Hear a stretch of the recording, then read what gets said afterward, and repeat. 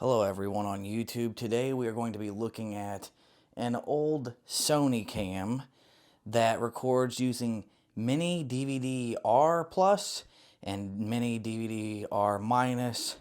This one just so happens to be the Sony DCR-DVD 105, and I have it up here on the screen playing directly from the camera.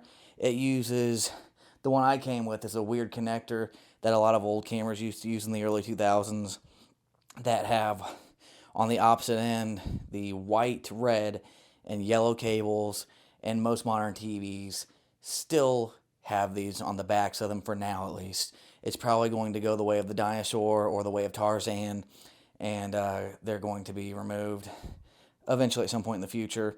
This one I got at a flea market for $10. It came with the official camera bag. It came with the hookups for the TV, thankfully. Otherwise, I wouldn't be able to show you what it looks like. As you can see, it's kind of blocky. And also, it came with the lens cap, thankfully. The charger, which a lot of these used ones don't come with. The old bulky ones. That's great. Always need more of those. And it doesn't record in 720. It records, I believe, 480i and lower. Could be 360p. Might even be as low as 240. There's an HQ mode and then the SD mode. High quality, standard definition. And someone's going to say that HQ stands for something else. Hey, it's whatever. It's like the old YouTube, where YouTube had HQ and SD and LQ, which was high quality, standard definition, and then low quality. And as you can see, this is what it looks like. This is what the motion looks like.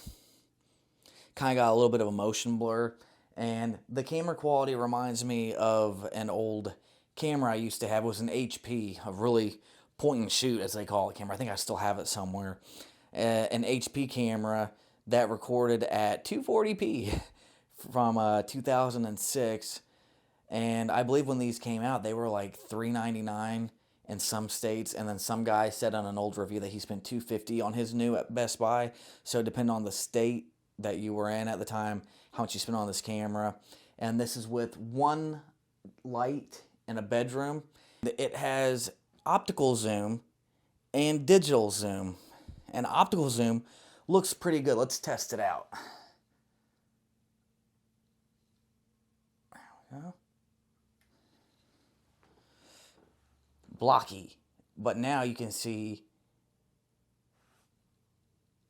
my beard hair, and if you were to be so inclined, it could look like something else. It also came with the little battery and then the expanded battery. Unfortunately, the little battery does not work. The expanded battery thankfully does, and those go for more. So I'm probably not going to sell this all together. I am going to sell it and piece it out and sell the camera with the hookup cable to it as like $10, and then the battery for the 30 to 45 they go for, and then I'll triple my money, and then probably, I don't know, the manual and the battery charger goes for like 50 to 85, the old ones like this, because they're hard to find. The newer NPF battery chargers aren't that hard. And so yeah, that's what it looks like super zoomed in, and like I said, it's not too bad. You get great shading details. Now it's trying to focus. But you get great shading details. You can see pores. You can see my nose hair. Dry skin on my nose. You can see quite a lot of stuff that's not normally seen on older cameras. The little dry skin I got. Pores, everything.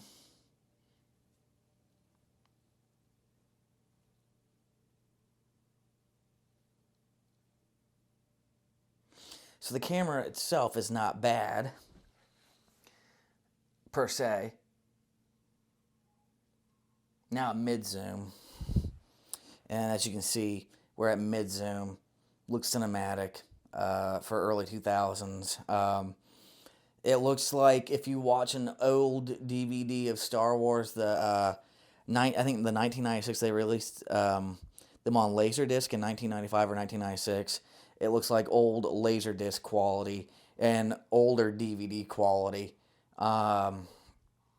So it's not bad if you're going for that vintage look by today's standards and using the mini DVD format, and they're not really made anymore except for in certain countries. You can buy them online quite easily, but they're kind of up there, 20 to 35 bucks.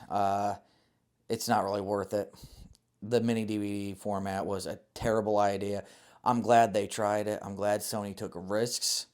I'm really glad about that. I'm glad that Sony took risks on the mini DVD format, because we learned that it just was not going to work.